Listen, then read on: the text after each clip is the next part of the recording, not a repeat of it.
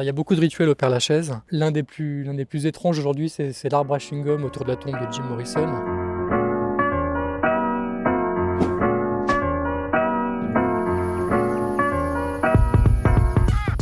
Alors tout le monde ne peut pas être enterré au Père-Lachaise. Alors si on possède une sépulture de famille, il n'y a aucun problème, on peut être inhumé dans la sépulture de famille. Si on ne possède pas déjà une sépulture, il y a plusieurs options qui s'offrent au défunt, ou à sa famille plutôt. Il faut déjà que le défunt soit domicilié à Paris. Ça, c'est la première condition pour pouvoir acheter une case de columbarium ou un emplacement de terrain. Pour le columbarium, il n'y a pas de problème de place. Si l'on souhaite être inhumé dans un cercueil, là, les places sont rares. Actuellement, il y a environ 100 terrains qui sont vendus par an. Donc il n'y a pas de liste d'attente. Il faut qu'au moment du décès, un terrain soit disponible. Donc c'est au moment où la famille va appeler ou les pompes funèbres qu'on va répondre que oui, il y a un terrain disponible, non, il n'y en a pas, veuillez rappeler plus tard. Ça se fait comme ça et on vend à peu près 100 terrains par an. Alors le prix d'une concession funéraire, sachant qu'on parle du terrain nu, sans l'aménagement fait par le marbrier, commence à 828 € pour une durée de 10 ans. La durée la plus chère, c'est la perpétuité, c'est 14 968 €. Le columbarium est encore moins cher, c'est 403 € pour 10 ans par exemple, 1920 € pour 50 ans.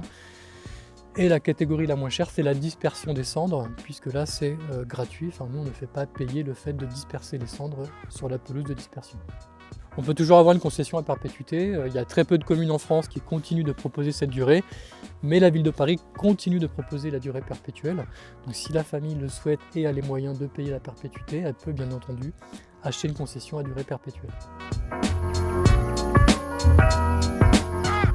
L'un des plus étranges aujourd'hui, c'est l'arbre à chewing-gum autour de la tombe de Jim Morrison. Et certains ont eu l'idée, depuis quelques années, de coller un chewing-gum sur l'arbre situé à côté de la tombe de Jim Morrison, en témoignage de leur passage, sûrement. Ils ne touchent pas à la sépulture, l'arbre a l'air de bien le supporter, donc on accepte ce rituel bien volontiers. Il y en a beaucoup au Père-Lachaise, on a les pommes de terre chez Parmentier également.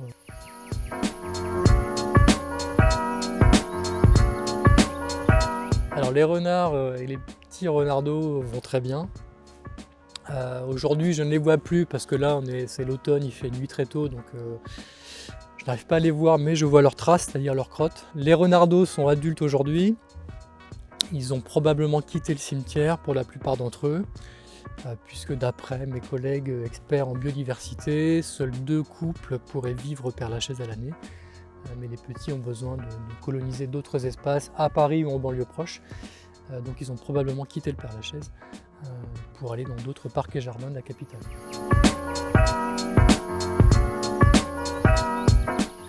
Non, les morts sont calmes, les morts ne bougent pas. Je ne vois pas de fantômes, pas de vampires aussi, comme je peux le lire ou l'entendre de temps en temps. Le cimetière la nuit est très très calme.